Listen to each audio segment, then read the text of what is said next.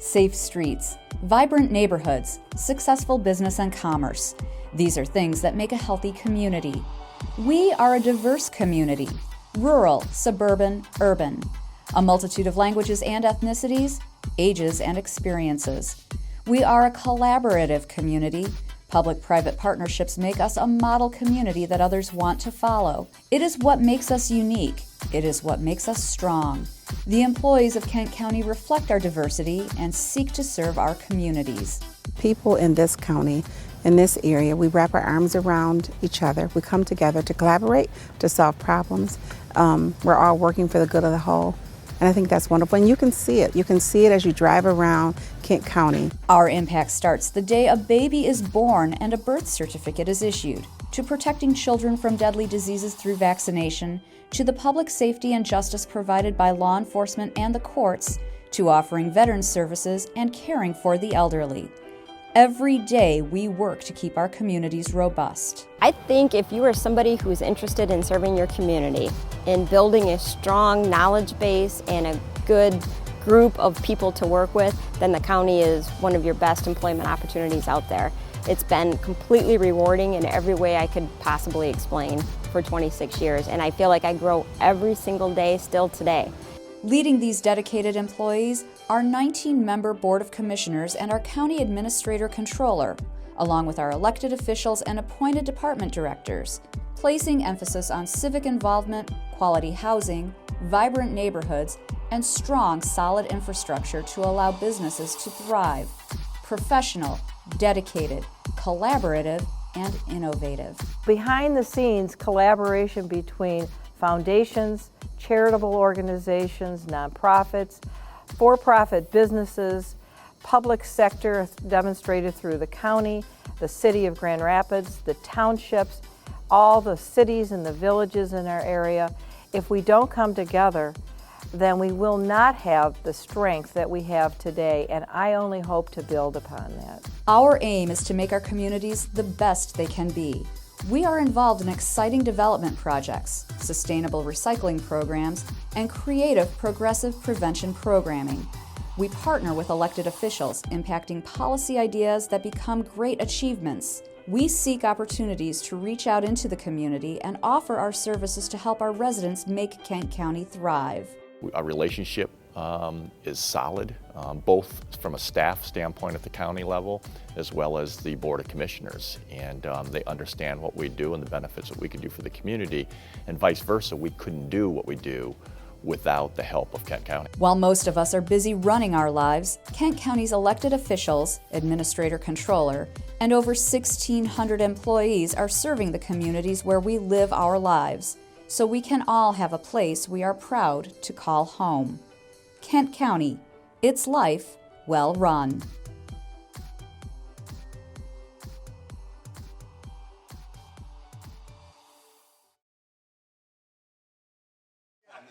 Good morning. Can everyone hear me? We're going to get started. Please make it to your seats. All right. Per the clerk, she said hit the gavel. Good morning, everyone. How are you? All right. It is Thursday, October 24th. I'm going to call the Kent County Board of Commissioners meeting to order. Madam Clerk, please call the roll. Good morning. Commissioners Antor. Here. Breevy. Here. Volkowski. Present. Hennessy. Jones. Here. Kallman. Here. Melton. Present. Morgan. Here. Ponstein. He's here. Oh, well. That, I heard that. Saalfeld. Here. Skaggs. Here. Sparks. Vice Chair Steck. Here. Talon. Here. Bonk. Here. Voorhees. Present, ma'am. Womack. Here. Wooden. Here. Chair Bolter. Madam Chair, you have 18-ish. Madam Chair, you have 19 members present, 0 absent. You have a quorum. One little party. Fantastic. Thank you, Madam Clerk. We are on to item 3, invocation, and I'll call on Commissioner Bolkowski. Thank you, Chair. Since we have so many new of us, I use this blessing, I don't know, maybe one of the first times I had the opportunity for the invocation. It comes from an Irish priest and mystic by the name of John O'Donohue, who unfortunately passed away 11 years ago at the ripe young age of 53. And this is a blessing for politicians. May you have the grace and wisdom to act kindly, learning to distinguish between what is personal and what is not. May you be hospitable to criticism. May you never put yourself at the center of things. May you act not from arrogance, but out of service. May you work on yourself, building up and refining the ways of your mind. May those who work for you know you see and respect them. May you learn to cultivate the art of presence in order to engage with those who you meet. When someone fails or disappoints you, may the graciousness with which you engage be their stairway to renewal and refinement. May you treasure the gifts of the mind through reading and creative thinking so that you continue as a servant of the frontier, where the new will draw its enrichment from the old and you never become functionary. May you know the wisdom of deep listening, the healing of wholesome words, the encouragement of the appreciative gaze, the decorum of held dignity, the springtime edge of the bleak question. May you have a mind that loves frontiers so that you can evoke the bright fields that lie beyond the view of the regular eye.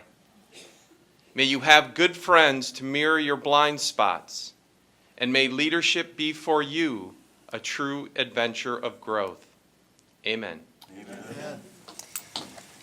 I pledge allegiance to the flag of the United States of America and to the republic for which it stands, one nation, under God, indivisible, with liberty and justice for all. Thank you, Commissioner. We are on to special order of business, and I will call on Dale Robertson. Welcome today for a 10-minute presentation. Or less. Thank you, Madam Chair, members of the committee. I am Dale Robertson, President of the Grand Rapids Public Museum. I'm trained as a lawyer. I mean, I can't say my name in 10 minutes. Do your best. But I'll do my best. So we've passed out the community report, so you've all got one of these in front of you. It's it's like a year lag, so what did you do last year? Here's what it is. So this is our second, third one will be coming out. We begin doing these after the passage of the millage, and so there will be one for every year going forward. Just for a little bit of context of I think where the museum's been on what's been a long journey, frankly. So when I showed up in this job in 2008, we had 68,000 people that visited the museum.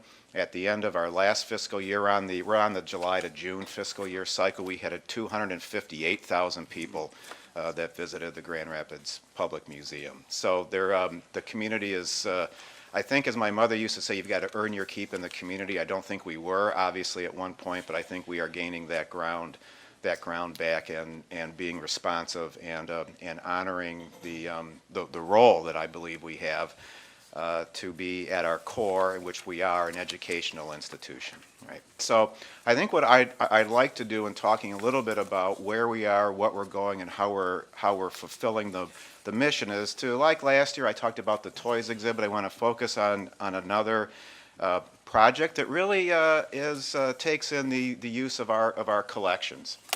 So we are arguably the second largest museum in the state of Michigan with over 250,000 artifacts and specimens by the most conservative count, right? So, and that's probably off, but if I'm off low. Right.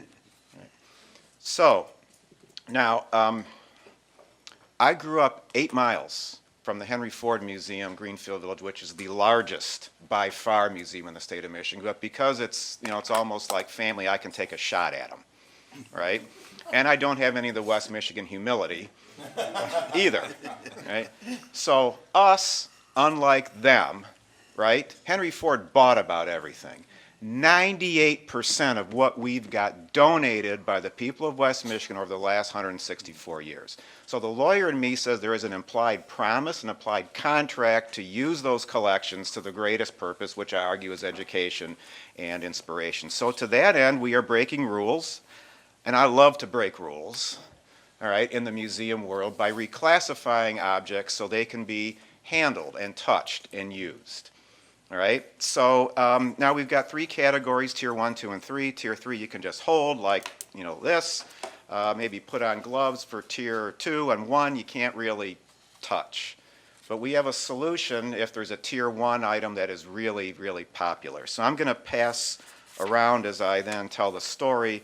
This is a replica of a Tier 1, which is actually pretty popular. If I can start with you, Madam Clerk. What that is, it's a replica of a 3,000-year-old Babylonian clay tablet. Yeah, we've got the real thing. All right, so Babylonian, present-day Iraq.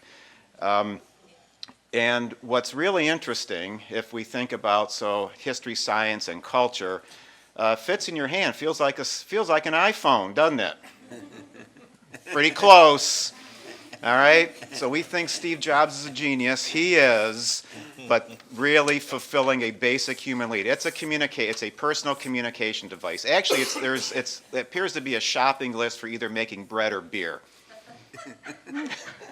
You know, yeast, all that. So what are we doing with all these things? Reclassifying, putting them all online. So we began a program piloted with Grand Rapids Public Schools through the Museum School, and now has moved over to another bit of a test with Valleywood Middle and Kentwood. And what this is kids go into the archives. They are able to pick an artifact, and then for the next period of time, the middle schoolers used a couple of weeks. The high school, Grand Rapids High School, is using an entire year where they become an expert on that artifact. So what does that do? What's that mean? That's right. That teaches sustained thinking. That teaches in-depth thinking. That helps then spur interdisciplinary connections, right? As what can you stitch together to take this to curate some bigger whole? And imagine the confidence, right, that you get as a student of being an expert. And I've had my own interactions with these middle schoolers saying, showing me something they're an expert. So Dale, did you know this? And Dale, did you know that? That full confidence, right? So as an educational institution, here's as I'm getting close to my time, maybe one of the main things, right? We're educating kids today for positions and jobs that we don't know what they are. When I was growing up, the whole picture was climbing the corporate ladder.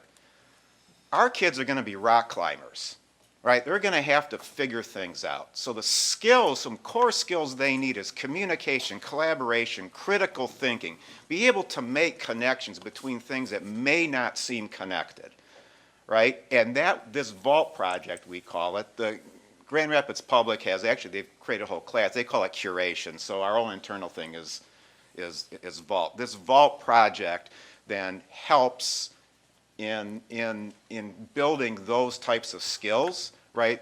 That any leaders are going to need into the future. So that's just one of the ways in which we're making use of the collections. The other thing I would mention also, which I think is also important, we are one of the 7 opportunity sites for the river restoration, right? So the rapids go in, then there will be work done in particular places on the banks. And so we're primed and ready to go on a piece of the waterfront. But the other thing, too, is we serve 30,000 school kids annually. The only reason we don't do more is we don't have any more room. So we're looking at putting an addition, we're calling it a tower on the south end, and of going through a very deliberative process, and that is to make sure that addition, and then whatever happens to work on the flow through the entire building, coming after that, embraces those principles of being as physically and cognitively accessible to the broadest population. Right? So you have to be able to get in, and we have to make sure that however we are conveying information, it works for you however we learn. So we have this belief, we have these bodies, we crave active learning, right? It's the visceral experiences that create the strongest hooks for future information to land on, but we've got to present it in a way that works for everybody and then build in, so however you see yourself, you can see yourself after that. So I'm probably not supposed to announce this because I don't think it's official yet, but I will tease this out anyway. One of the people that have informed where we are going is named Temple Grandin. And this is where I argue the Vault Project makes sense, right? Autistic, PhD in animal husbandry, right? Watched how cows calm themselves and then used that to inform a special education modality, all right, called sensory integration therapy. All right, so we're bringing her to town, all right, next year.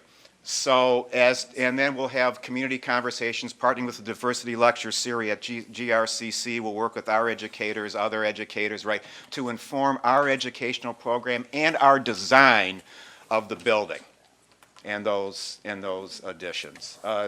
Commissioner Bukowski's organization has done an assessment for us as part of this process. So we take that charge very seriously. It is the core to who we are. Last thing I'll say then, in wrapping this up, is I don't want you to think that I'm anything great about this. All right, and here's the beauty of West Michigan. In the 1930s, when that old museum building was being built, it was a unique design in the nation, street level. All right, and Frank DeMond said back then, the goal is to be as accessible as a neighborhood dime store and friendly as your next door neighbor. The plaque says dedicated to free dissemination of knowledge, education to all.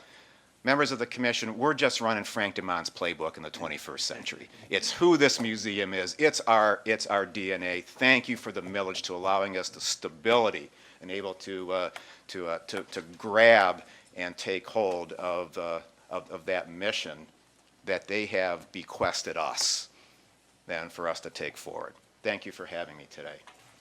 All right, questions for Dale? Commissioner Melton. Thank you, Dale, for presenting, and your excitement is pretty amazing. I just saw him at the late hours of last night at the Disability Advocates Gala. One of the things that they offered, and I just kudos to Dale, so to show that his excitement doesn't end with his job. One of the things that was offered last night for auctioning off at the thing is a behind the scenes tour of all of the artifacts and whatever else that they have that aren't out.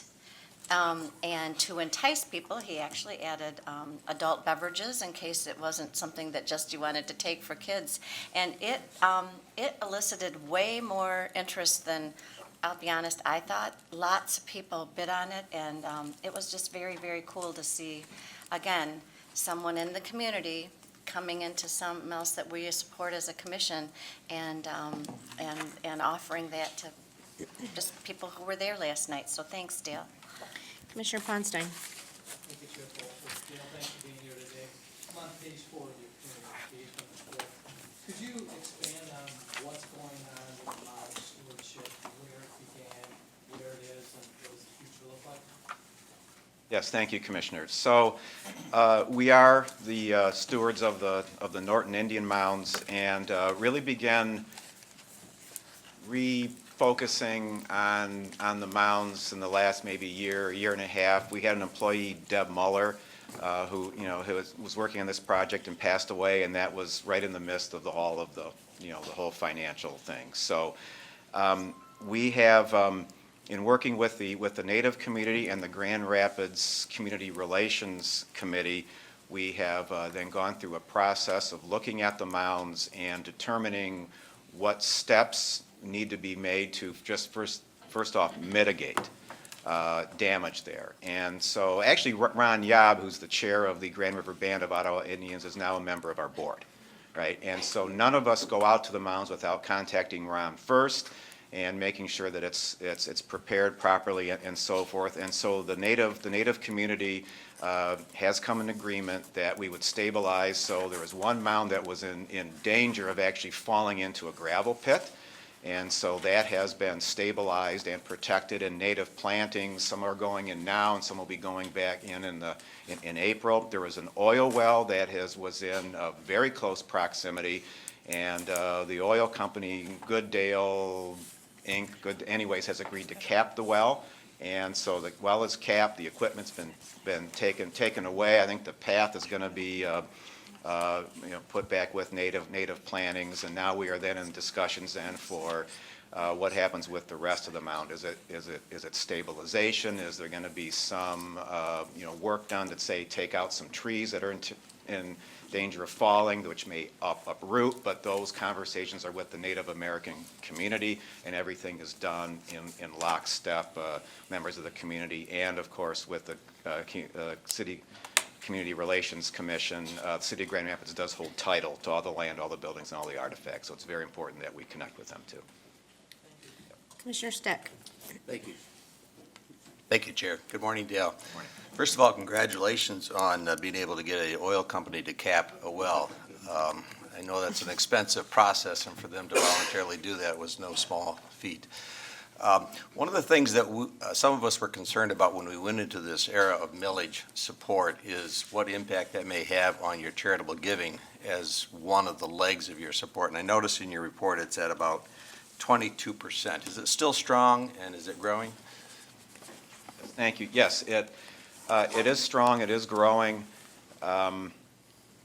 We have been hitting our fundraising goals. Of course, our plans then for the future is going to require a major fundraising efforts. Mm-hmm. Here's what I think I would argue on all of that is that as our attendance has gone up and the more programs that we can offer, actually the investments we've been able to make because of the millage in our educational programming, every educational program we offered is tied directly to curriculum. So when a teacher brings a class, they know exactly what points are going to be hit. So not only do we have, I would argue, better programs, streamlined programs that are much more targeted with more staff to carry them out. That's why we've got more demand for school kits than we have places for. So when we go out and we tell the story in fundraising, this is what we need your help to continue to expand, right, and continue to offer more programs. Before, I had to ask for donations to pay the electric bill. Now I can say, can you help me create a program? Can you help me provide bus service? We got a really nice donation from Crystal Flash to bring kids from the rural areas. And if I can just, so they donated an amount that was supposed to last for a year. It was gone within the first 2 months. Mm-hmm. And then they re-upped it, and it was gone in another 2 months, and they re-upped it again. So there is demand region-wide, and so that's what this millage is allowed to do. Is we would have never had that partnership with Crystal Flash before, but for this. Great, congratulations again. Any other questions for Dale? Commissioner Talon. Thank you, Chair. Just a comment, Dale, and appreciate your work, but also want to note it's pretty easy to talk about diversity and the incredible diversity we have in our community. It's another thing to actually affirm that and act on it. And in my observations of what goes on at the museum, you are doing that, and I want to commend you for that.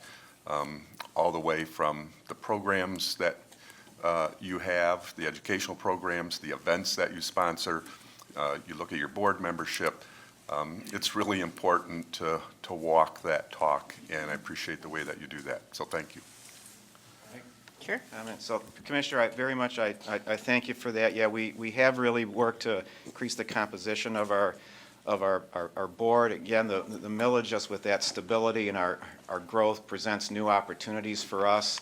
And we had one just the other day, and this is bigger than the whole diversity. It goes the whole human resources and culture and how we present ourselves, or as the young people would say, how we show up in the community. And you know what? I had a chance to approach Mary Beth Jelks about joining our executive leadership team, who's in charge of human resources for the city for years, and she has. All right, so now we are, and she's good. And so we are poised now to take another step and another level, not just with diversity inclusion, but I'd say human resources, creating culture, our training, how we interact with the with the entire public. We've got some expertise now, and she's just another one of those folks, in addition to Dr. Stephanie Ogre, an aquatic biologist who's running all those education programs. I mean, it's, sometimes I almost wonder do I even fit in the room here with all this talent? Commissioner Voorhees. Thank you, Dale. Last month, our son's business held a sales meeting at the museum, and they speak so highly of it.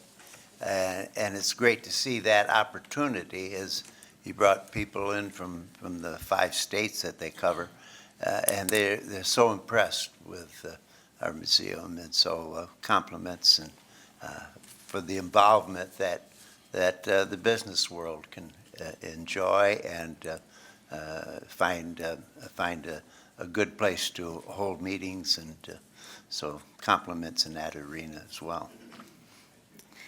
Sure. I mean, I could stay up here all day. I know you got to move on, but just on that, so Commissioner Voorhees, when people have come into town, they have said, this is not like most museums, right? But here's the thing that I argue is a unique and special thing about the Grand Rapids area, just, listening and connecting with folks. We have to have constant humidity and constant temperature 24 hours a day, right, because of the artifacts and so forth. So, most museums, that's why they don't have windows. All right, so when this museum was first being built by the museum architects, right on the river, didn't have any windows. Jay Van Andel says, oh no, we've got this in the archives. I can spin a yarn, but this is true. All right, you got to have windows. How can you be on the river and not have windows and not have that kind of connect? Jay Van Andel, 25 years ago. That's one of the reasons why it feels so good and it feels different, right? Is just that that input of, we got to not just have a building that's a museum. We've got to have a building that's a community gathering place, and that's why I would argue that design and that and that the architects listened. Well, it was Jay, smart, right? But yeah. So thank you for recognizing that, and there's some very purposeful things that were done 25 years ago that I think continue to pay dividends on and on and on and on and on. Commissioner Bukowski. Thank you, Chair. Yeah, just echoing a lot of comments about your continued leadership.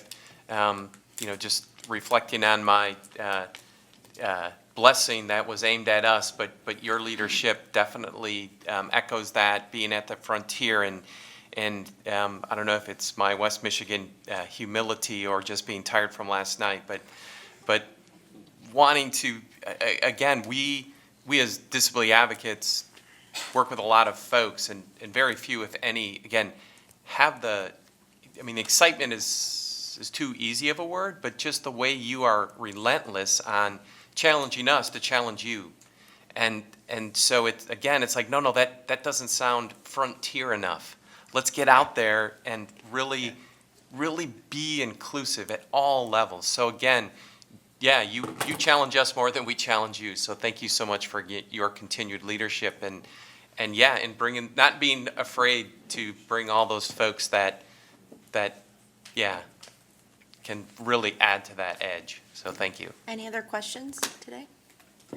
I just have a comment and a suggestion. I did tour with my son's school group, and I can personally attest, how great the leader was that walked us through and educated the class. It was amazing, down to what kind of specific fish we were looking at, and it was great. It is very tight in there with school groups. I can also attest to that. And then wondering if maybe this was awesome, and I'm not sure who put it together, but it's probably one of the most concise and informative reports that I've seen in a while. And wondering if there's a way to further increase rural children's participation. Now with the millage, all those families are paying for this museum, and I would really like to see further and more purposeful engagement, especially out in, the Cedar Springs area and some of the areas where the kids don't have these opportunities to get here. If we could maybe highlight that and how we're doing that in the future and work on that, that'd be great. All right, thank you so much. Thank you. All right, we are on to item 6, public comment related to the agenda. Do we have any public comment today regarding agenda items? All right, seeing none, we are on to item 7, and I'll call on Commissioner Bukowski. Thank you, Chair. I would like to move today's consent agenda in its entirety. Moved by Commissioner Bukowski, Support. support by Commissioner Melton. Questions or comments on the consent agenda? Seeing none, this is a roll call. Madam Clerk, please call the roll. Thank you, Madam Chair. On the motion to adopt the consent agenda, Commissioners Antor. Yes. Breivy. Yes. Bulkowski. Yes. Hennessy. Yes. Jones. Yes. Kallman. Yes. Melton. Yes. Morgan. Yes. Ponstein. Yes. Salfeld. Yes. Skaggs. Yes. Sparks. Yes. Vice Chair Steck. Yes. Commissioners Talon. Yes. Vonk. Yes. Voorhees. Yes. Womack. Yes. Wooden. Yes. Chair Bolter. Yes. Madam Chair, you have 19 yeas, 0 nays. The motion passes. The consent agenda is adopted. Thank you, Madam Clerk. We're on to item 8A, resolutions, and I'll call on Commissioner Skaggs. Thank you, Chair. I move Resolution 100 of today's date, the reappointment of Jerry Koyman to the Department of Health and Human Services Board for a 3-year term. Any questions? Moved by Commissioner Skaggs, support by Commissioner Morgan. Questions or comments? I just have one. I worked for Jerry. This is his passion, and I'm glad to see that you guys are reappointing him. So this is not a roll call vote. All in favor say aye. Aye. All opposed?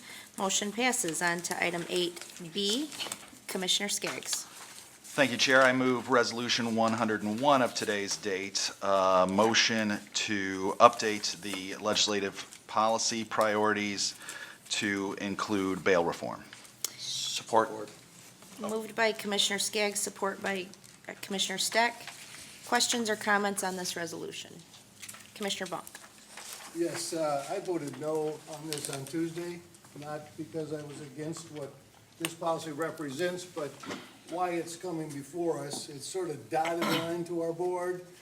We really didn't have our hands on the steering wheel on this issue, and I just don't, if we're going to celebrate maybe quarterly celebrations or whatever on a lot of issues that we're all a part of. Years ago, my trauma surgeon brought me to Lansing on the catastrophic car insurance issue. And I was there as a resident, and there was a lot more people in that room that were beat up a lot more than I was. And Lisa Lyons was on the board at that time and was part of the hearing. And so I went up to Lisa and I says, how is this going to come out? And she says, well, this is how it looks like it's forming up. You know, that was her work to do back then. At the landfill some time ago, I mentioned to you that a woman lost her false teeth, and we found them. And I said to the then Director Wood, I says, how much did that cost us? He says, it's all part of a day's work. And we do things like this constantly on this board and other boards and federal and state, and it's all part of the day's work. And sometimes we take a little time, we Project Elevate, or Monday as we talked at the DPW about a $250,000 grant that we're going to receive. Yeah, there's time for celebration, but I don't know if this is the place. So that's just my comment. Commissioner Salfeld. Thank you, Chair. I will be voting no for these reasons. The, excuse me, in my, I want to say in my 8+ years on the board, I've not seen a priority come before us that I did not feel belonged before us, and this certainly qualifies. And let me just read some of the whereases. Bail determination is one of the most difficult decisions in a criminal case, and one that requires an individualized assessment of the circumstances surrounding each defendant to ensure appropriate pretrial release decisions. The legislative package largely codifies Kent County's existing felony charge procedures. It will create a uniform system that provides greater judicial discretion in considering key risk factors and aligning bail decisions with those factors. Okay, I'm a lawyer and I don't know anything about the things I just read. I don't know about the felony charge procedures. I don't know what's involved in the risk factors that judges decide. And it underscores that this is an issue that does not belong before the county commission. May be perfectly good on a substantive level, but we got to be careful that we stay within the realms of what the county commission is supposed to do. This is a sheriff's issue, probably a prosecutor issue. It's not a drain commissioner issue, it's not a clerk issue, it's not a county treasurer issue, and it's not a Kent County Board of Commission issue. And I think we got to be real careful about taking up priorities on items that do not fall under the governance of this board. Because if we want to start doing that, you're going to get flooded with stuff about federal government, stuff about state government, stuff about things, city governance, things that don't belong before us. So that is why I will vote no on this. Again, it's not about the substance of this. It is about the procedure and the fact that this does not belong before us. Thank you. Yep. Commissioner Steck. Thank you, Chair Bolter. I do support this motion, and let me articulate why I do support it. First, I think with the understanding of what legislation is at issue here and its impact on the county and its services, I think it is clearly in our best interest. It addresses some ongoing concerns about Medicaid costs with this population and the cost of incarceration. So, one, I think it is in the best interest of the county. Two, unlike many issues that I see swirling around some of our neighboring county commissions, this issue, I do believe, directly and meaningfully impacts the costs and the process of our county services. It's one area of county services. It's not everything. There are other legislative priorities that address other components of some of the services in the county. But merely because it doesn't deal with everything, it doesn't mean it's not appropriate. So I do think that this particular issue, this policy, this legislation is legislation that directly and meaningfully impacts our services at the county. The third is I accept that this does involve jurisdiction issues that impact other elected county officials, such as the prosecutors, such as the sheriff, maybe the judiciary. But this particular policy statement has been very carefully, thoroughly vetted with each of these other elected officials and their spheres. So we are not moving forward with a policy issue that is going to put us in tension with our other elected officials. We've been very careful to make sure that we are aligned with them. So given the fact that we are aligned with our other elected officials, unlike other issues, the fact that we have a policy issue which I think is directly and meaningfully connected and related, and therefore this is not one of those theoretical political issues that we could get caught up inappropriately with. I think it is directly connected, and there's a strong nexus between our particular policies, our cost of our policies, the cost of our practices, and the cost of our provision of services, that it is appropriate to take it on. And finally, I would just point out that our standing rules 5.1 does in fact mandate that we continue to be observant, to watch, to measure, to value legislative issues as they come up. Any other questions or comments on this resolution? Commissioner Voorhees. Madam Chair, thank you. In the legislative committee, what was the discussion, or maybe what was the result of the discussion in the legislative committee? The vote, what that number was, and what were these issues brought up there as well? It was. Go ahead. Okay, I will report as the chair. It was a voice vote, so it was not a roll call vote. So it was my recollection, it was unanimous with the exception of Commissioner Vonk. Any other questions or comments? Commissioner Talon. Thank you, Chair. I recognize the concern about getting into too many things that perhaps aren't directly related to the things that are within the purview of the county commission. I just want to say that from what I have learned in my work on the Governor's Jails Task Force, bail decisions by judges are extremely relevant to public health, to family health, to education. Bail decisions have long-term impacts on families. When someone's in jail for 3 days even, it can affect their ability to keep their job, which then they lose their job. It can have impacts. And all of that can end up being toxic for a family and affect long-term readiness for kindergarten, all the things that we are interested in as a Board of Commissioners. So I do think in that way, if we take a look at the data related to those decisions by judges, it's really important to get them right and to have good policies in place. So I just add that to the conversation. Commissioner Melton. I'm going to pass. Any other first-timers before I call on Commissioner Salfeld again? All right, Commissioner Salfeld. Oh, I'm sorry, Commissioner Womack.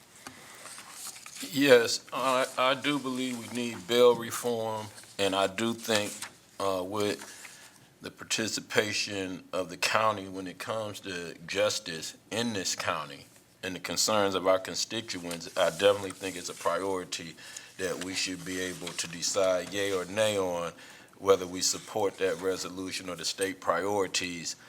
As Commissioner Talent said, it can have a huge effect upon citizens depending on the discretion of the judge to give them a bail that he seems is fit for what's coming before him. So that added discretion when it comes to bail reform, I think is much needed. It's something that the citizens have been shouting out for. So it's definitely something I support. At the same time, when I'm looking at what we read when it came to the resolutions on what we support here on Resolution 1024-19-101, then when we look at the actual state priorities, there's something in there that kind of concerned me, and that was codifying these factors and requiring defendants to disclose their financial assets under the penalty of perjury. Will equip our judges with the tools and data needed to make equitable and informed pretrial release decisions. At the executive level of our government, the right has been taken not to reveal taxes. So now we're telling people who are coming in jail they have to reveal their assets and they can be found perjury.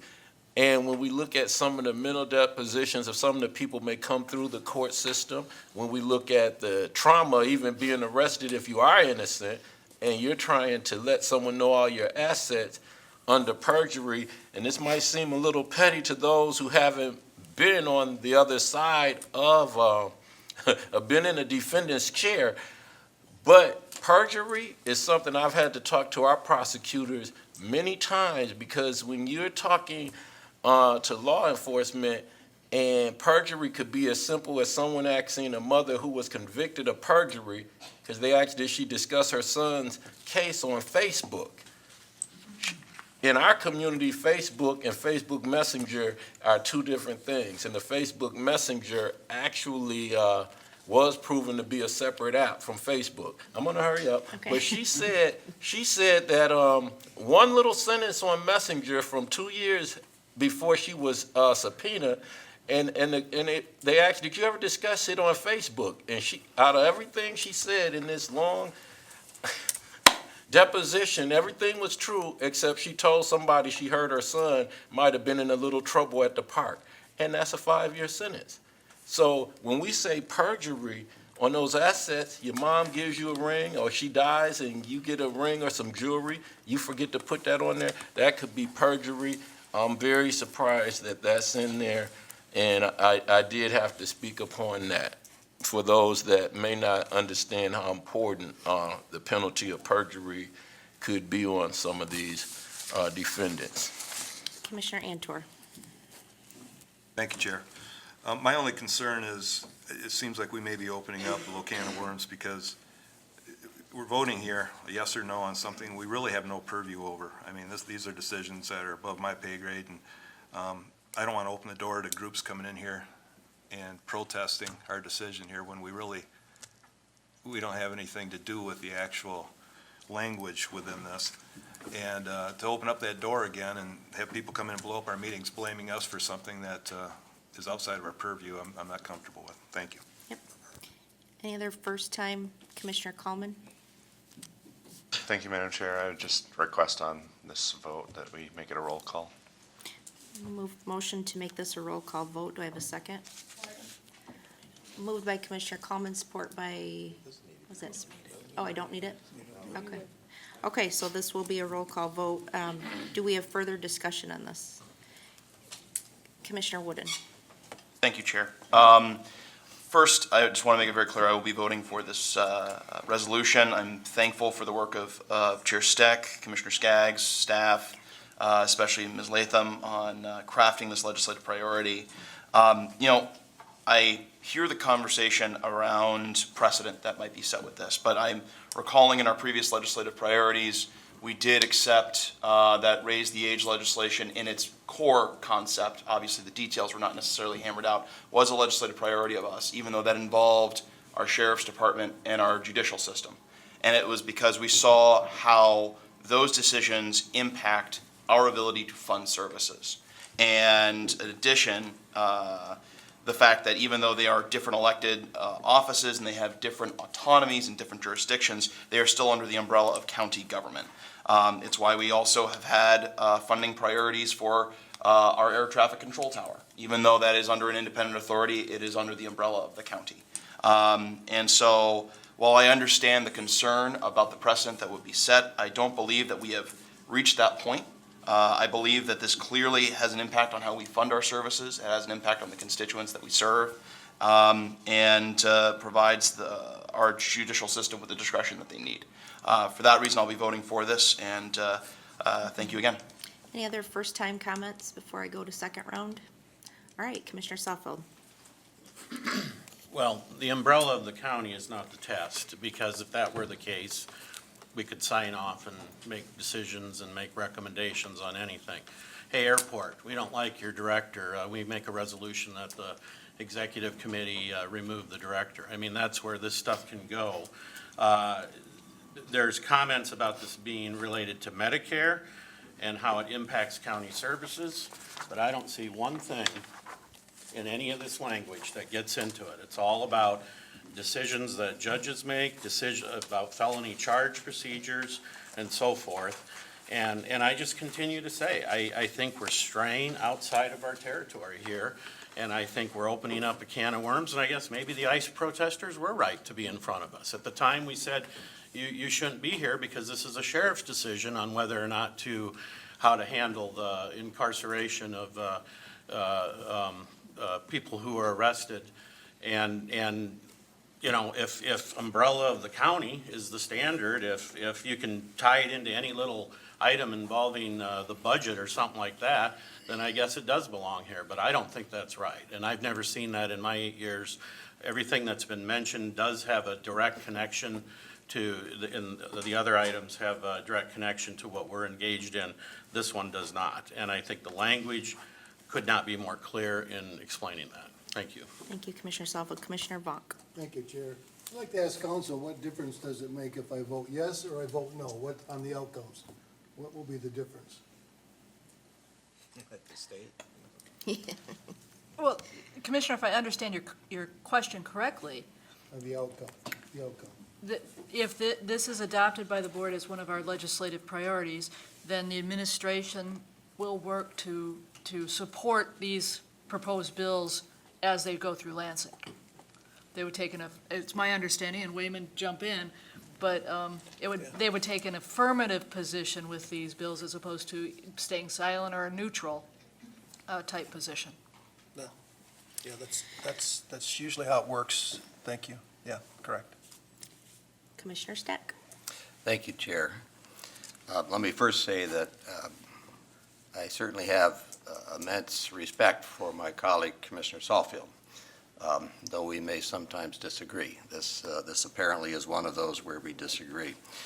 I'm also share, though, the concern that he has and others do that in our efforts to identify what policy issues at the state or federal level are appropriate for us to consider, we need to be very careful. We do not want this to devolve into a circumstance where all public justice issues are fair game for this body, because we will quickly paralyze ourselves. We simply don't want to go there. So when I read the standing rules that we adopted, which stated that the Legislative Human Resources Committee will, not may, not can, but will, continue to develop written legislative priorities, I think we have an obligation to at least go through the exercise of determining, is this a legislative issue that's appropriate or not. The language that Commissioner Salfeld uses is, does it have a direct connection? Well, I share that one. Not all issues of public justice are appropriate for us to consider. There are many, probably most, that wouldn't be appropriate because they're uniquely engaging issues that involve state issues only or federal issues only that don't directly impact our obligations as a county commission. They might incidentally affect it, but incidentally affecting it is not sufficient in my judgment. Merely because we have an issue that's important to our population in this county is not sufficient. They may even feel very passionately about it, still not sufficient. Where I suggest and where I use a standard for determining what would be appropriate is, does it directly and meaningfully impact the county's provision of services? Now, there's a judgment call there, right? And we all have to make that judgment. Does it directly and does it meaningfully impact the obligations, the services, the costs, the way we provide our services at the county?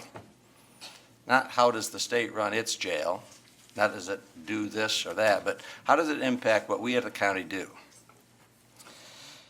In my personal judgment, this does directly and meaningfully impact that. And that's why I think it's appropriate this time on this issue to engage it. But this issue also has other complications, as some do. That is that this involves a matter that's also within the concurrent jurisdiction of other elected officials, including our prosecutor, including our sheriff, including our judiciary.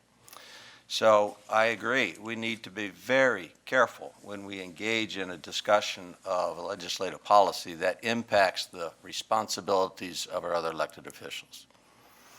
So when we look at the language we have here, one of the reasons why it might be a little bit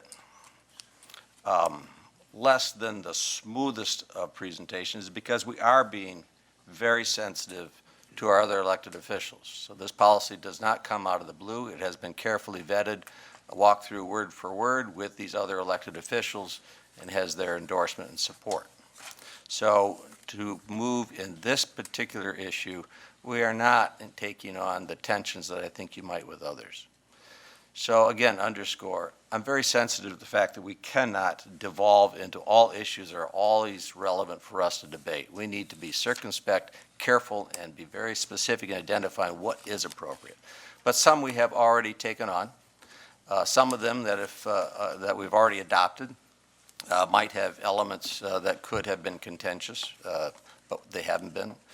With respect to this one, I would finally say, I think that substantively, if we go around the table, most of us would find this to be supported. This is good legislation. It is merely a question, I think, for a number of us is, are we sending a precedence that's going to lead us where we don't want to go? I support it with a full expectation that we will not devolve down that path. This is one that I think is appropriate. My colleagues may think it is not, and that's certainly appropriate to make that call on your own behalf. But I support it because I've done that analysis. Thank you. Great. This is important discussion, and I appreciate, but since we're referring to rules, Rule 3.3 does discuss each member has 2 times to speak on an issue and no more than 5 minutes. So, Commissioner Voorhees. Thank you, Madam Chair.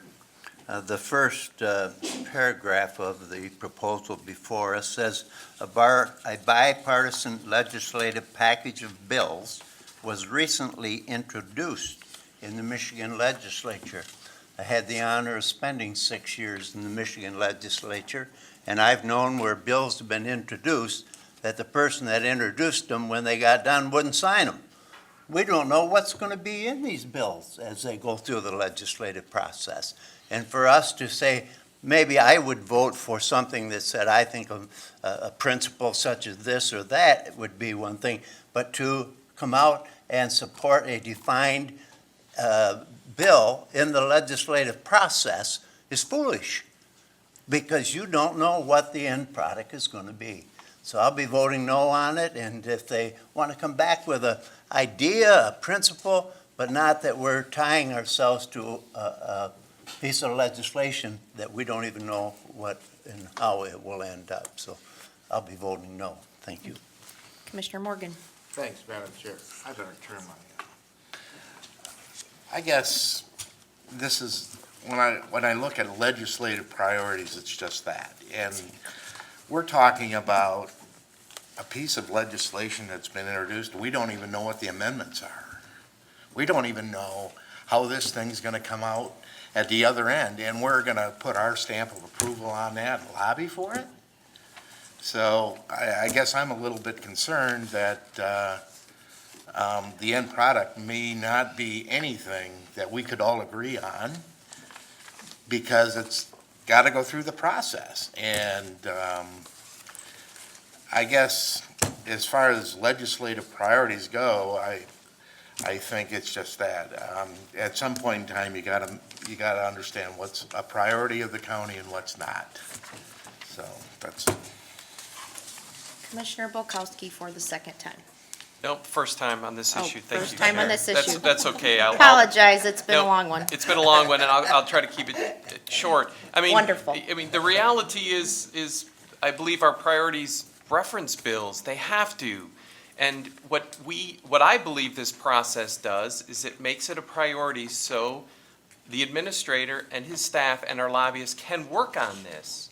So if we don't approve this, we won't, I mean, they may still spend time on it. I'm just saying we're not barring them from, but we're saying, please spend time on this so we can make sure when it goes through the process in Lansing, we like the result, or we can speak against the result and be prepared for the result. We have to be engaged on the issues that are of the county. So I understand the concerns of Commissioner Salfeld. However, I agree with Commissioner Steck that this is squarely in our purview. And so this says, please be part of the process and be aware, keep us aware. Thank you. Commissioner Coleman. Thank you, Madam Chair. I think the reading of the resolution and also the legislative priority suggests to me that this is within the bounds of what a legislative priority is. It's not something that is directly the purview of this board, in which case we have to express our opinion because it does influence the work of this board and the county generally in very specific ways. So I'm persuaded that this is one of those things that falls, within what a legislative priority is. And I don't think that reading the resolution, or the language would suggest that we are expressing support for a particular package of bills in the state legislature. We're merely expressing, because there is this discussion, that we will express our opinion as part of that process so that it's favorable to the operations of Kent County. Commissioner Sparks. Thank you, Madam Chair. As uncomfortable as it may be at times, we cannot be afraid when the constituents come before us, because it's their right and it's our privilege to serve. So we get questioned, then we just get questioned. Commissioner Womack for the second time. Yes, I'll definitely be supporting bail reform.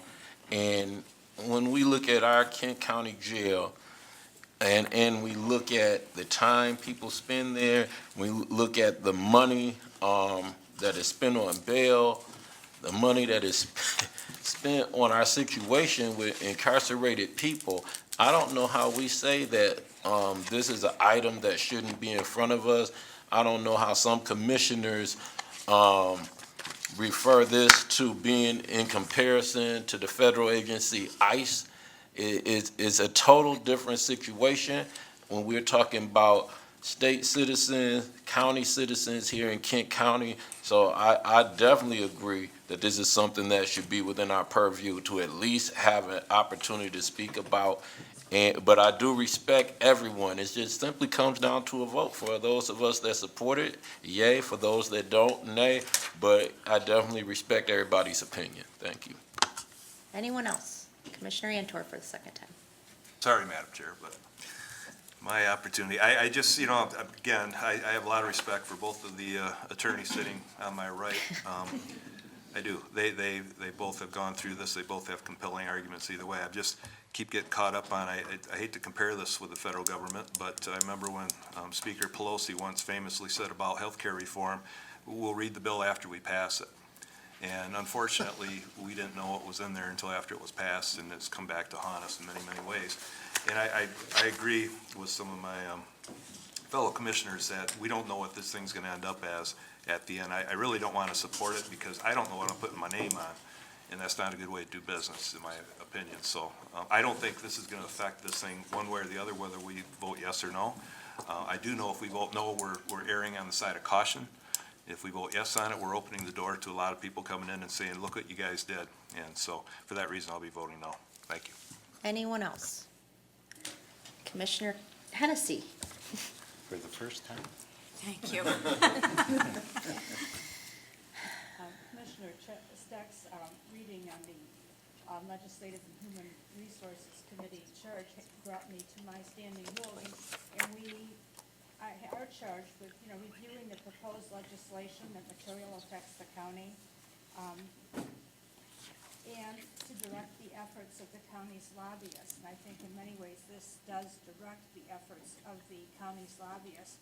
I look at our other state legislative proposals, and they state an overall aim or goal that we would like to see. But it is not necessarily tied to specific legislation that can be amended along the way, whether it be 911 surcharge transparency, recreational marijuana, or indigent defense. Just as three of our priorities. So, these are generalized aims and goals that we are going to be working towards in our legislative priorities. From that perspective, I do support the addition of this priority. Commissioner Jones. Thank you, Chair. And actually, kudos to Commissioner Womack, although I've come to a different conclusion due to his comment. When you look at disclosing financial assets under the penalty of perjury, you made a perfect case for voting no on this, because that's a really significant component that could make something bad go even worse. So I'm not a fan of proposing and supporting that part of it. So I'm going to be voting no, but thanks. Commissioner Wooden for the second time. Thank you, Chair.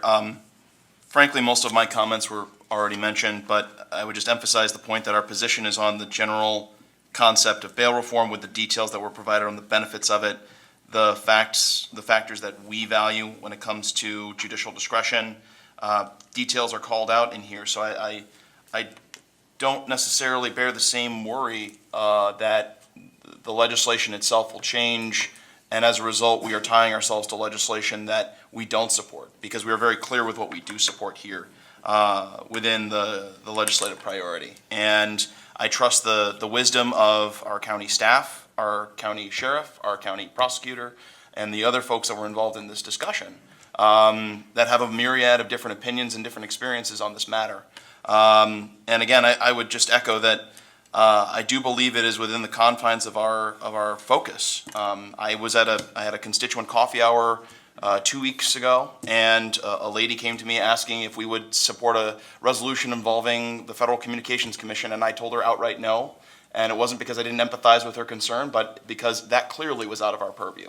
But this is involving things that we not only fund, but we have an integral involvement in. And I would just echo Commissioner Steck's comments when it comes to our purview. So thank you. Anyone else? All right. I will be voting yes to support my vice chair and the work that was done in the legislative subcommittee. However, this really wasn't the intent of, and how I envisioned legislative priorities would go moving forward. So, I think we need to be very cautious about that moving forward. When we changed up the way things were done years ago, it was kind of to take, there could be 50 issues. It was to take and decide as a consensus the top 10 to make sure to hold legislators accountable and get those done. Because as a consensus body, these are the things that we really want to get done. When we handed them a list of 25 items, things weren't getting done. It was too extensive. No one was holding them accountable. And that's why we literally created just the priorities. It doesn't mean things aren't on the list. It just means these are the things that we really expect them to get done. So I will be voting yes, and Madam Clerk, please call the roll. Thank you, Madam Chair. On the motion to adopt Resolution 1024-19-101, Commissioners Antor. No. Breivy. No. Bulkowski. Yes. Hennessy. Yes. Jones. No. Coleman. Yes. Melton. Yes. Morgan. No. Ponstein. Yes. Salfeld. No. Skaggs. Yes. Sparks. Oh, yes. Vice Chair Steck. Yes. Commissioners Talon. Yes. Vonk. No. Voorhees. No. Womack. Yes. Wooden. Yes. Chair Bolter. Yes. Madam Chair, you have 12 yeas, 7 nays. The motion passes. Resolution 1024-19-101 is adopted. Thank you, Madam Clerk. We are finally on to 8C. And I will call on Commissioner Morgan. Thank you, Madam Chair. I'd like to move the final resolution, 102, it's the apportionment report from the Equalization. Support. Moved by- A lot of final support. I'll allow my support. Moved by Commissioner Morgan, support by Commissioner Jones. Questions or comments? This is a roll call. Madam Clerk, please call the roll. Thank you, Madam Chair. On the motion to adopt Resolution 1024-19-102, Commissioners Antor. Yes. Breivy. Yes. Bulkowski. Yes. Hennessy. Yes. Jones. Yes. Coleman. Yes. Melton. Yes. Morgan. Yes. Ponstein. Yes. Salfeld. Yes. Skaggs. Yes. Sparks. Yes. Vice Chair Steck. Yes. Commissioners Talon. Yes. Vonk. Yes. Voorhees. Yes. Womack. Yes. Wooden. Yes. Chair Bolter. Yes. Madam Chair, you have 19 yeas, 0 nays. The motion passes. Resolution 1024-19-102 is adopted. Thank you, Madam Clerk. We are on to item 9, our poor public comment folks hanging out in the back. Please come forward for public comment related to any county matter. Name and address. We have some props today.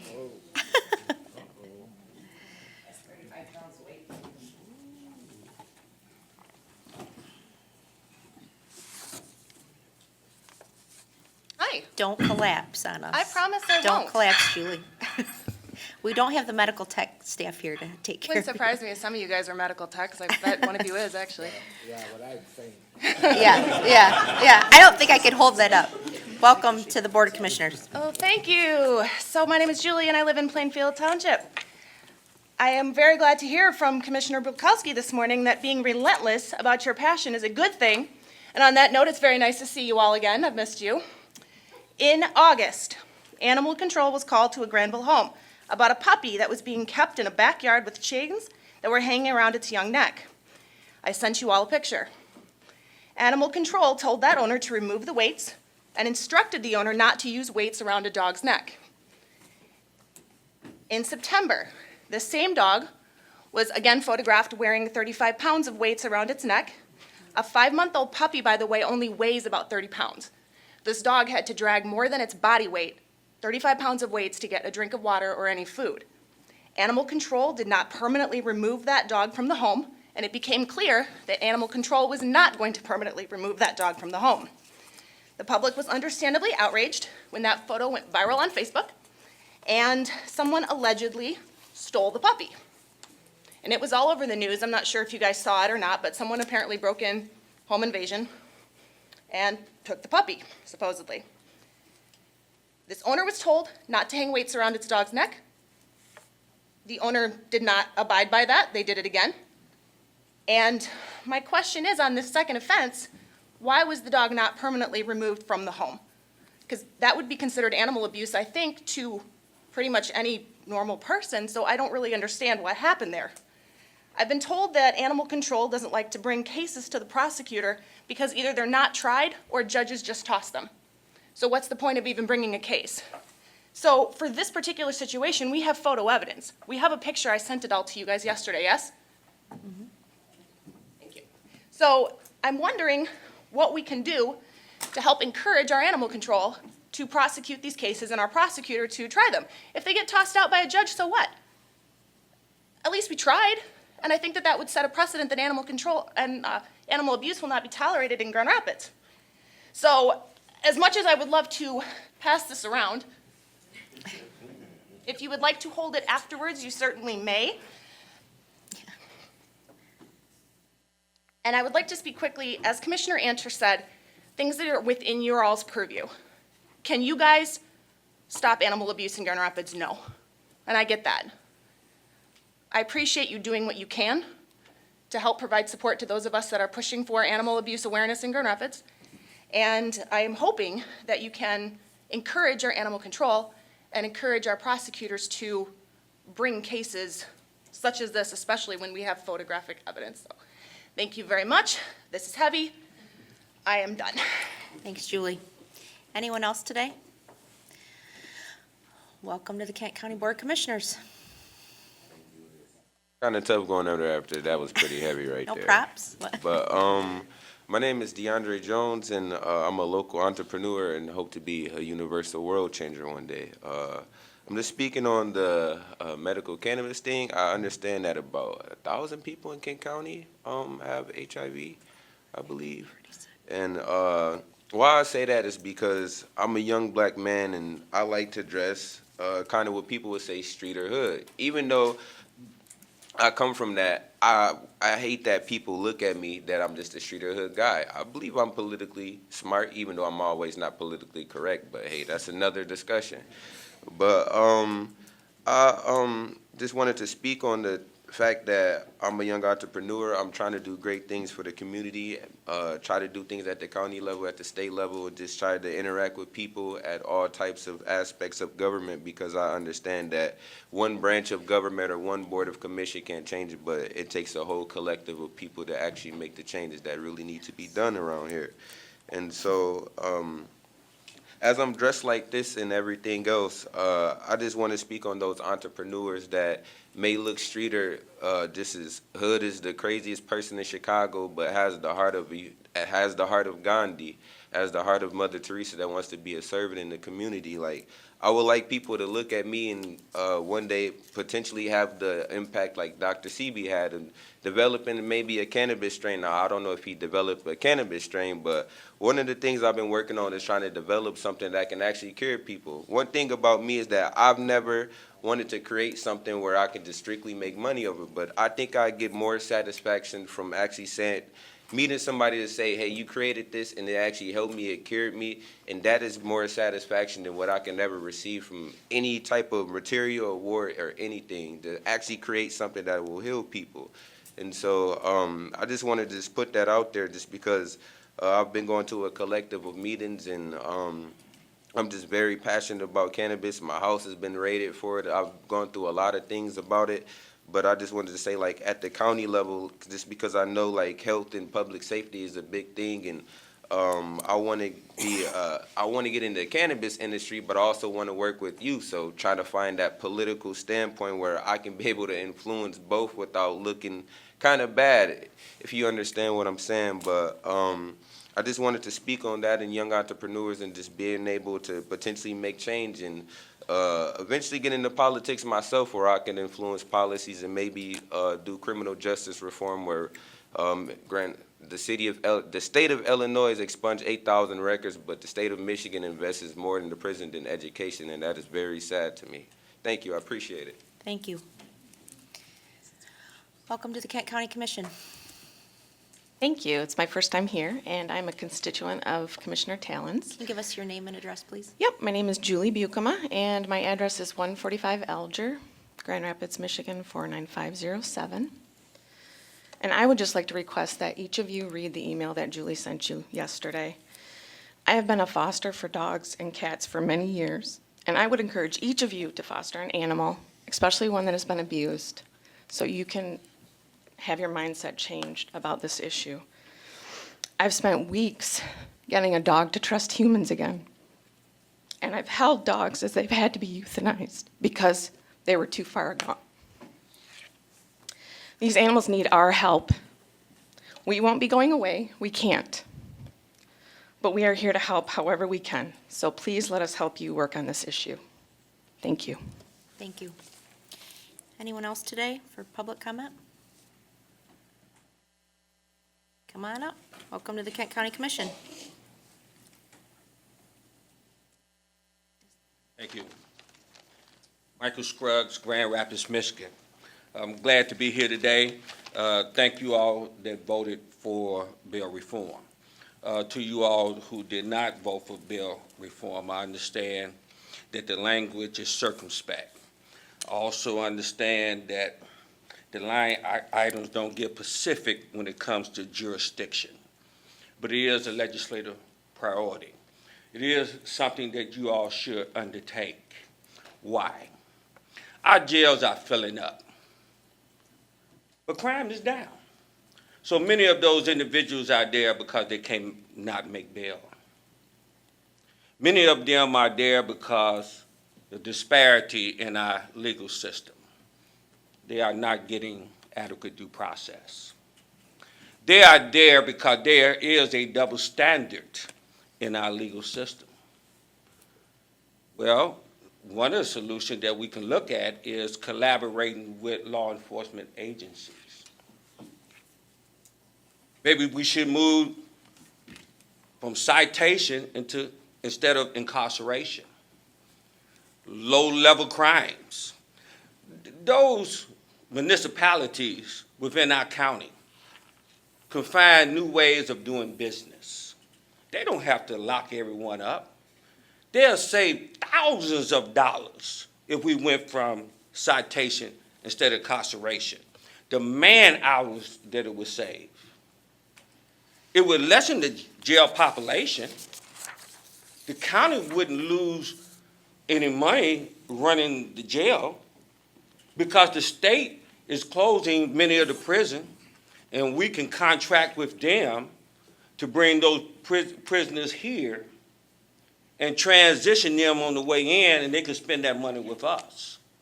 So when we look at bail reform, there are some solutions. We just need to make those collaborations. Thank you for your time. Thank you. Anyone else today? All right, seeing no one else, we're on to Commissioner reports, not miscellaneous reports. Commissioner Jones. Thank you, Chair. I have two reports. I was at the Kent County Township Supervisors meeting this week, and one of the items discussed was what happened with House Bill 6049, and one of the requirements is for each county in the state to have a designated assessor that would act if an assessing district, a local government in Kent County, fails to pass the respective AMAR review. So the group discussed this at length, and Mike DeVries from Grand Rapids Township will be in touch with Wayman to share their thoughts on the direction the county will be hopefully taking on this topic. So I just wanted the board to know that that was a topic that we spent quite some time on. I also want to add, they were very clear to thank our Sheriff's Department, because we also had a presentation from the Road Commission. And the Road Commission truly values the 10,000 hours that the Kent County Sheriff's Correctional Crew assist with tree removal and cleanup. So they wanted to let everyone know that that truly makes a significant difference in how they're able to manage that part for tree removal and cleanup. I also now want to go on to my second report for the Kent County Parks Foundation. I'm sure everyone is curious how well Something Grilling did, and I think this is a fabulous gold star for our community to have our individuals in our community show up to participate, to write checks. So our county government function of handling parks is financially supported by the Parks Foundation, and they netted $193,000 that night. With the tornado. Yes, with a tornado. Of course, it didn't hurt that the board's decision was to move the ask to the beginning of the program instead of at the traditional end. And I will add that that 236,000 came in, and that 193,000 is the net. So an additional 193,000 is in the mix that continues to help support our government-run, owned Kent County parks. Thank you. Awesome. Thank you. Any other official reports today? Seeing none, we will move on to miscellaneous. Commissioner Wooden. Thank you, Chair. I first want to thank those who came to give public comment today, especially those who came to raise this issue on the incident from August and the ongoing incident. Thankful to hear from them, encouraged by their leadership, and just hope that we can continue that conversation and figuring out how we can empower our health department to bring a resolution to issues like this and give them the resources they need. Lastly, on a second note, last night I was fortunate to participate in now formerly called the Mayor's Millennial Advisory Board, but now called the Mayor's Next Gen Advisory Board, because there are multiple young generations now that are involved in public policy and community service.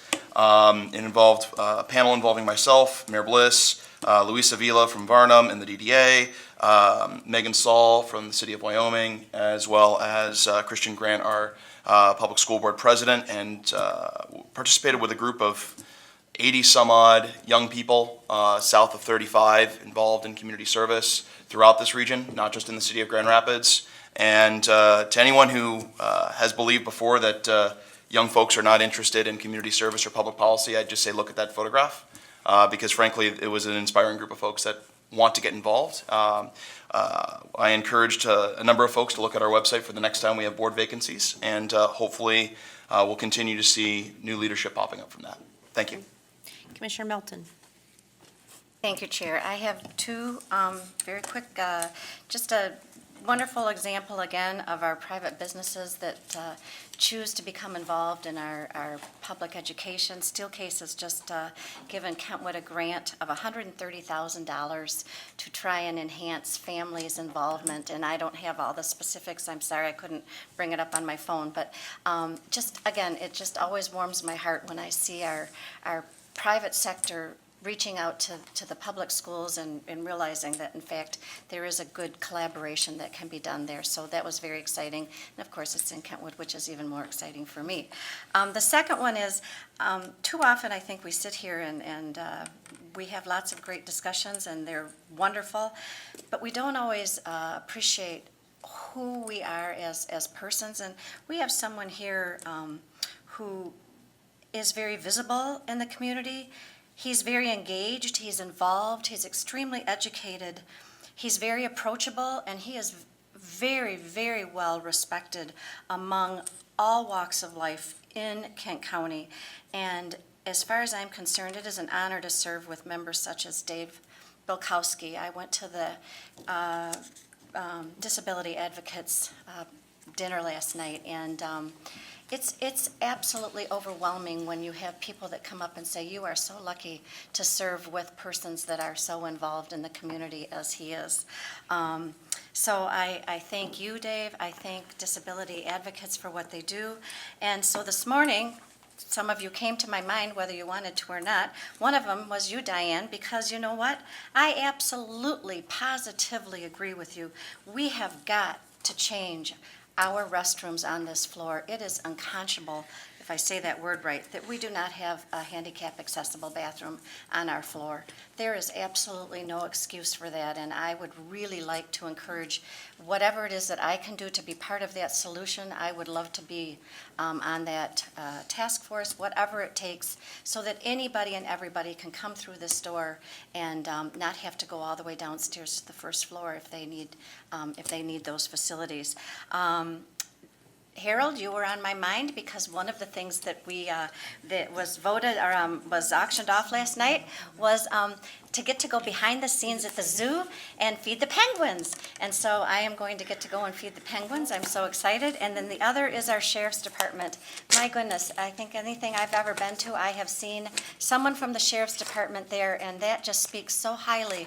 You have the option to say no, that we can't be here or we can't send someone tonight, and yet you all, one way or another, find a way to be at these fundraisers, at these community events, and my hat just goes off to you because I know you are busy doing other things. So that is my miscellaneous. Thank you. Wonderful. Commissioner Womack. Yes, I just want to thank everybody that came out for public comment, and I'm a Kent County Commissioner, but I'm also a community activist. So for those that were speaking about the animal cruelty, I hope you can give me an email or give me your contact information before you leave, or write me a letter with your contact information, because I'd like to have some contact to know when some of those things are happening and see how other members of our county can get involved with making sure that animals are treated fair. And I know growing up in an environment where there were a lot of pit bull fights, a lot of people don't understand that some of the cruelty to these animals that owners are doing are being watched by children.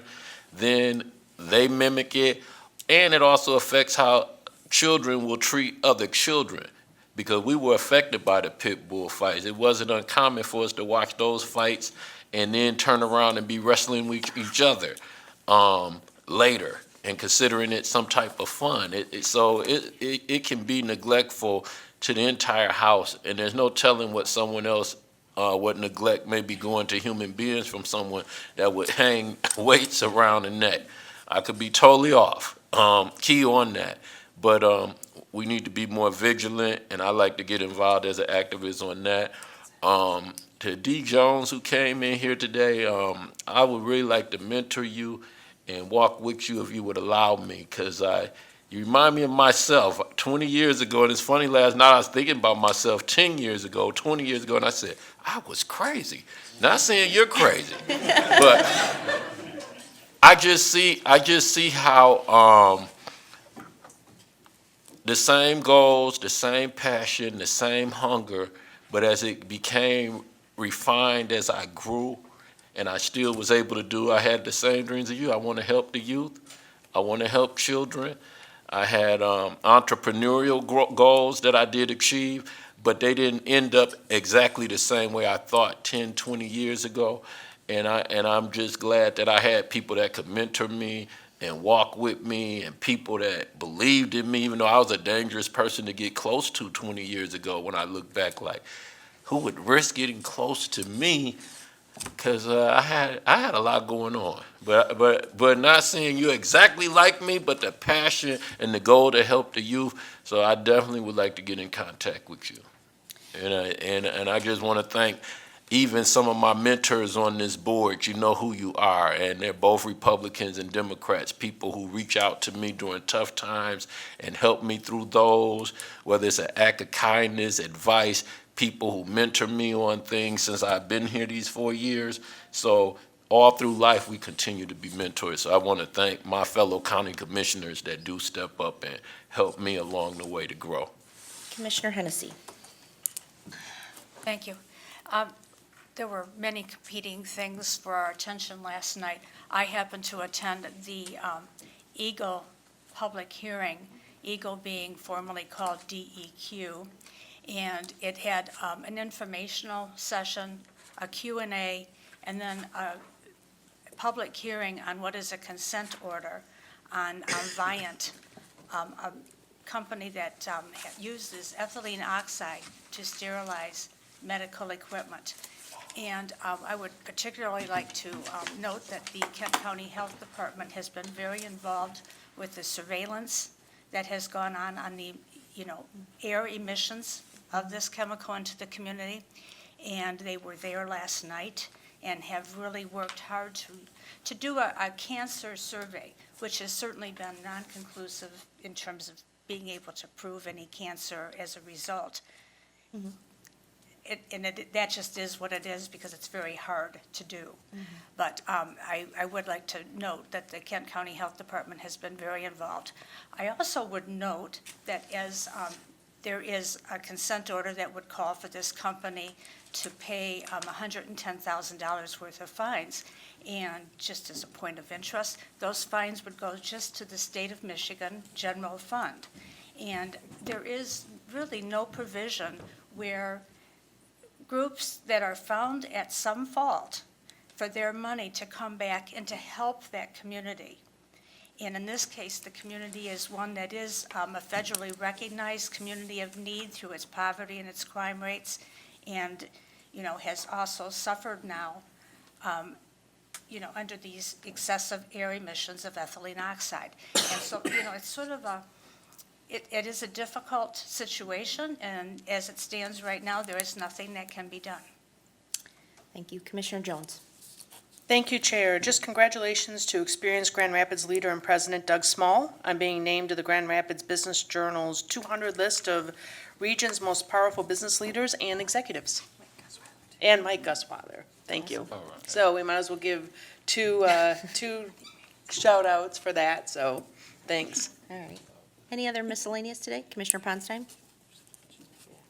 Thank you, Chair Bolter. I want to join Commissioner Wooden and Commissioner Womack on the public comment today.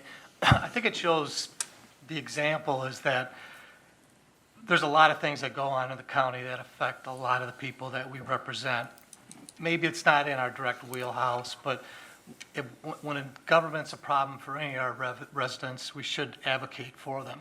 So I appreciate all three of you speaking today. The issue of bail reform is a crucial one. The problems the cannabis industry is having with people that want to do good with the product versus those that think it's the evil is an ongoing discussion that we've had for decades. On the animal abuse, people, my heart goes out to you. I mean, animals in this country are pretty much part of the family, and it's an issue that's front and center on TV commercials, in the media. And, I had an opportunity for a short time to serve as a U.S. rep on one of the largest northern breed rescues in Canada. The stories that you just hear of what happened. So the passion you folks have, you've got my support. There are things people can do in this county to help, Not only can you foster, but you can volunteer to walk dogs at the clinic. Our last dog was a rescue dog. I can say it wasn't from Kent County, but it was brought in from Canada. But the stories are the same wherever you are and doing that type of work. So I want to appreciate that. And then to dovetail on that, it is so nice to be at a meeting after my 11 years, 10 of them on the legislative committee, that the legislative committee took the majority of the time at a full county commission meeting. So just to add on that, citing these three examples that I just cited, no, I don't think we should get involved on pointed issues. But the way government operates, the way legislation goes through, all of that has changed drastically in the past 10 years. I could go home today after this meeting and I could send 20 emails on 50 topics to every single representative that I have because it's important to someone. And yeah, there's a line there of do we want to cross it or shouldn't we? I know when the governor proposed 52-cent tax, the MAC Board of Directors and the membership wanted it voted down. We don't want anything to do with it. But what happens when you do that then is that a solution will eventually come for roads. Hopefully infrastructure is included in that. If you exclude yourself right off the bat, you're not going to be at the table to try to find a solution that's going to benefit the whole state of Michigan. And that's so true. Whether you volunteer on a MAC standing committee, maybe some of the things that you're talking about may not affect Kent County, but at least you're at the table when something that may affect us comes apart. It's the same thing with the National Association of the County, especially the three that I sit on. Yeah, a lot of the issues don't affect Kent County directly, but at least I'm at the table, so when something comes, and that's just what, the message to all the commissioners is there's a lot of ways to stay involved, but you've got to stay involved. Just the way legislation works through special interest groups, especially in this era of term limits. There's a lot of special interest groups that are very well organized to make sure what's important to them gets through. That's not always going to be good for us. So we've got to be at the table. I don't want to stranglehold the legislative committee, but we've got to be active. Those standing things that we stand for and those priorities need to be nimble because things change on a daily basis. The days of 20 years ago where it takes, 6-7 months to work something through and you have plenty of time to discuss, doesn't always happen. So that's all I've got to say. Any Thank you. other commissioner miscellaneous? Okay, I just have a couple things. I want to, again, thank the folks that came out today for public comment as well. As any of you know me, I'm a big dog person. I have 3.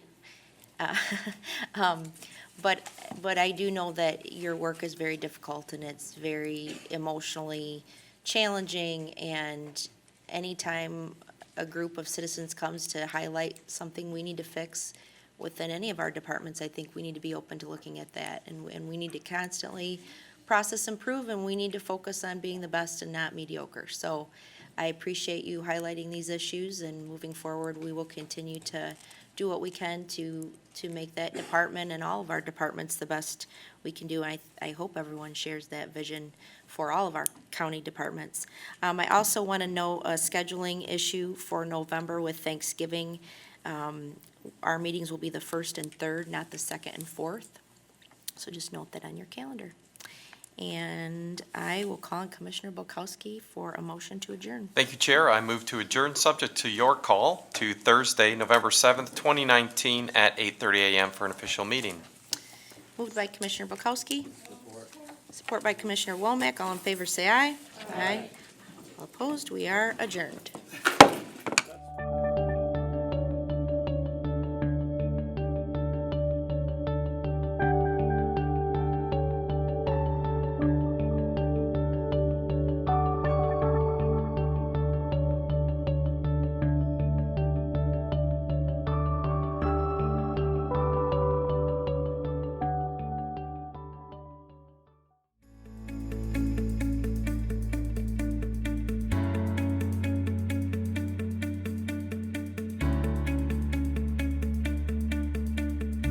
I am Kent County. I am Kent County. I am Kent County. We are Kent County. We are Kent County. We are Kent County. We are Kent County. We are Kent County.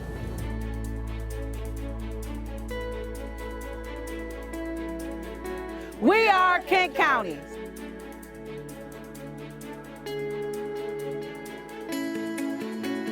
We are Kent County.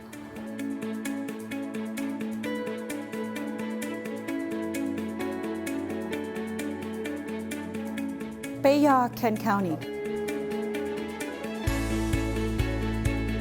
Ami, Kent County. Somos, Kent County. Mas Ira, Kent County.